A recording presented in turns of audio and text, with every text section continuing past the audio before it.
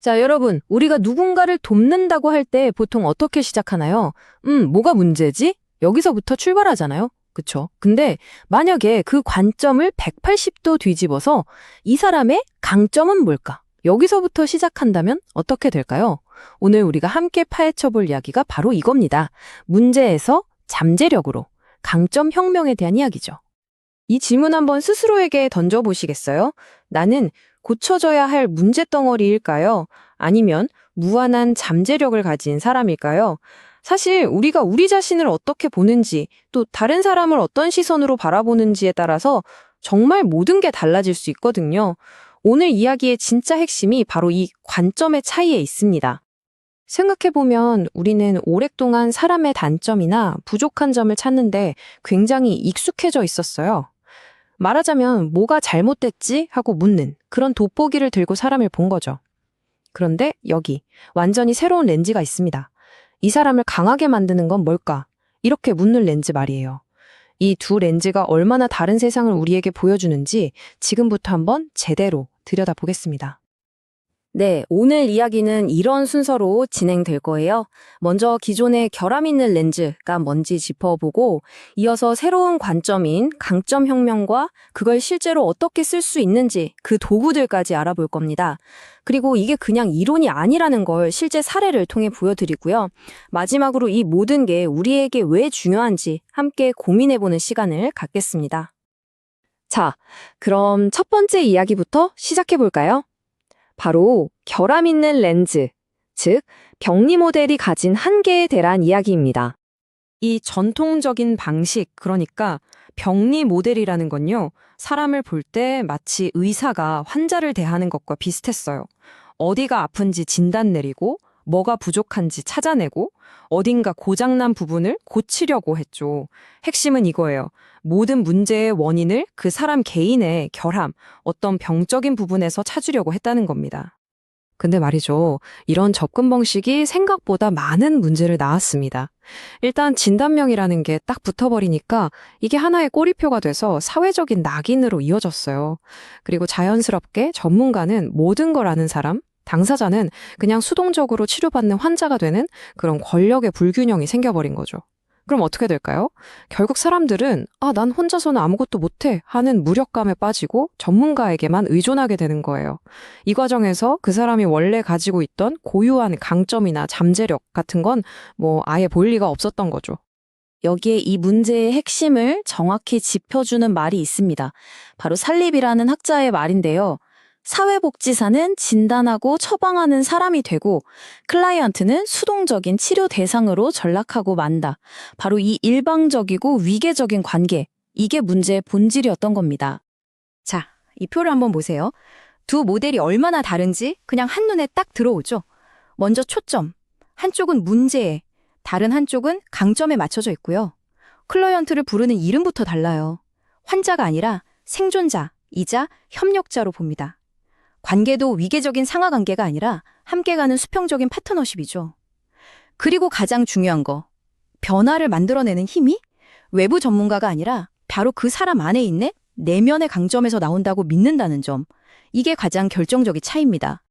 자, 그럼 이제 문제점만 이야기하는 건 그만하고 해결책으로 넘어가 볼까요? 두 번째 파트, 바로 강점 혁명입니다. 세상을 완전히 다르게 보는 법에 대한 이야기죠. 이 강점 관점이라는 게 어느 날 갑자기 하늘에서 툭 떨어진 건 아니에요. 거대한 시대의 흐름이 있었습니다. 1980년대에는 사람들을 그냥 시설에 가두는 비인간적인 방식에 대한 반성으로 탈시설화 운동이 크게 일어났고요. 90년대에는 정신적 어려움을 겪었던 당사자들이 직접 목소리를 내기 시작했어요. 우리는 진단명이 아니라 사람이다 라고 외친 회복 운동이 바로 그거죠. 바로 이런 커다란 변화의 물결 위에서 1996년에 데니스 살리비가 드디어 강점 관점을 체계적으로 정리해서 세상에 내놓게 된 겁니다. 그야말로 패러다임의 대전환이었죠. 그럼 강점 관점이라는 게 대체 정확히 뭘까요? 생각보다 간단합니다.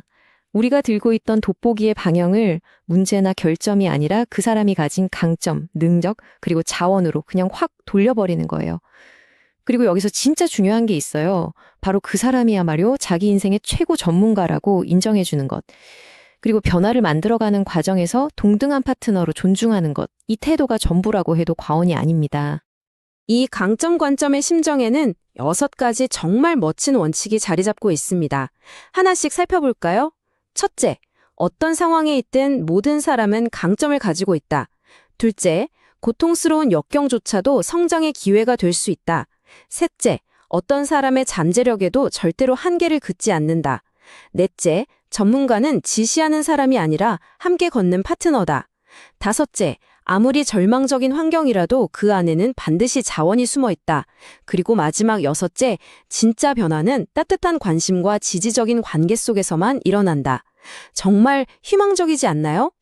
이 관점이 얼마나 강력한지는 우리가 쓰는 언어를 보면 바로 알 수 있어요. 한번 보세요. 알코올 중독자라는 락인을 찍는 대신에 알코올 문제로부터 회복 중인 사람이라고 부르는 거죠.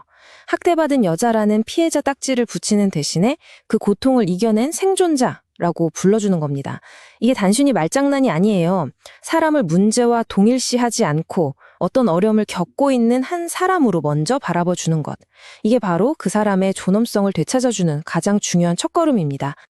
좋습니다. 그럼 세 번째 파트로 넘어가서 이 멋진 이론을 현실에서 어떻게 써먹을 수 있는지 구체적인 도구들을 한번 살펴보겠습니다. 가장 핵심적인 도구는 바로 강점 사정이라는 건데요. 이게 무슨 시험 보듯이 평가하고 점수 매기는 게 절대 아니에요. 오히려 당사자랑 같이 앉아서 숨겨진 재능, 주변에 있는 자원, 마음속 깊은 곳의 희망 같은 것들을 함께 찾아 나서는 보물찾기에 가깝습니다. 여기서 중요한 포인트는 문제를 못 본 척 하자는 게 아니라는 거예요. 오히려 그 문제를 해결할 수 있는 열쇠, 즉 강점이라는 보물을 찾아내는데 모든 에너지를 쏟는다는 거죠. 그리고 이 보물찾기는 정말 삶의 구석구석을 다 들여다봅니다. 매일매일 어떻게 지내는지, 돈 관리는 어떻게 하는지, 일이나 공부는 어떤지, 주변 사람들과의 관계는 괜찮은지, 건강은 어떤지, 심지어는 어떤 취미를 가지고 뭘 할 때 즐거운지까지요.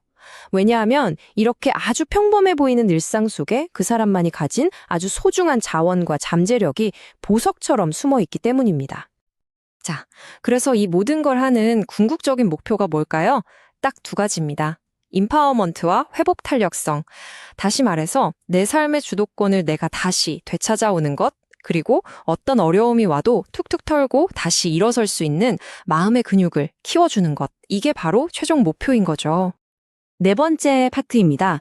자, 이제 이 강점 관점이 실제 현장에서 어떻게 사람들의 삶을 바꾸는지 그 놀라운 힘을 직접 한번 확인해 보시죠.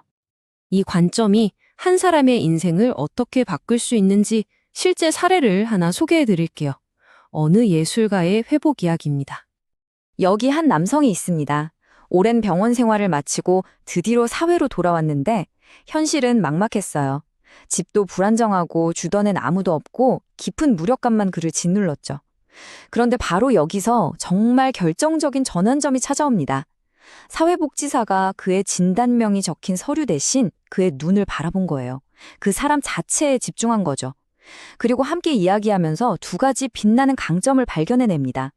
하나는 아주 뛰어난 미술적 재능이었고 다른 하나는 내 힘으로 다시 일어서고 싶다는 뜨거운 열망이었습니다.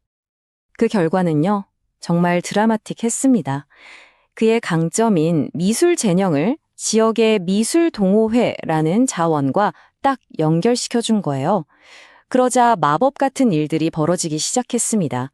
그는 안정적인 집을 구했고 그림을 통해 새로운 친구들을 사귀었죠. 무엇보다 다시 붓을 잡으면서 삶의 이유와 목적을 되찾을 수 있었습니다.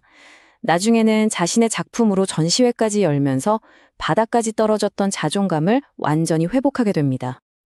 자, 이제 마지막 파트입니다. 우리가 왜 그토록 문제가 아닌 사람을 봐야 하는지, 이 모든 이야기가 오늘날 우리에게 왜 중요한지 한번 정리해보는 시간을 갖겠습니다. 여기서 오해하면 안 되는 게 있어요. 렌즈를 바꾼다고 해서 현실의 어려움을 못 본 척하자는 얘기가 절대 아닙니다. 오히려 정반대죠. 그 팍팍한 현실을 이겨낼 힘이 사실은 그 사람 안에 이미 있다는 걸 믿는 거예요. 그 힘, 그 도구를 함께 발견해서 그걸 쓸 수 있도록 힘을 실어주자는 겁니다. 그러니까 이건 마냥 긍정적으로만 보자는 게 아니라 굉장히 현실적이고 실용적인 접근법인 셈이죠. 오늘 이야기를 마치면서 마지막으로 이 질문을 여러분께 꼭 드리고 싶습니다. 만약 우리 모두가 오늘부터 이 강점의 렌즈를 끼고 세상을 보기로 마음먹는다면 어떻게 될까요? 우리 아이들을 보는 학교에서, 동료들을 대하는 직장에서, 그리고 무엇보다 나 자신을 바라보는 내 삶 속에서 우리는 과연 어떤 놀라운 강점들을 발견하게 될까요? 또 어떤 어마어마한 잠재력을 깨울 수 있을까요?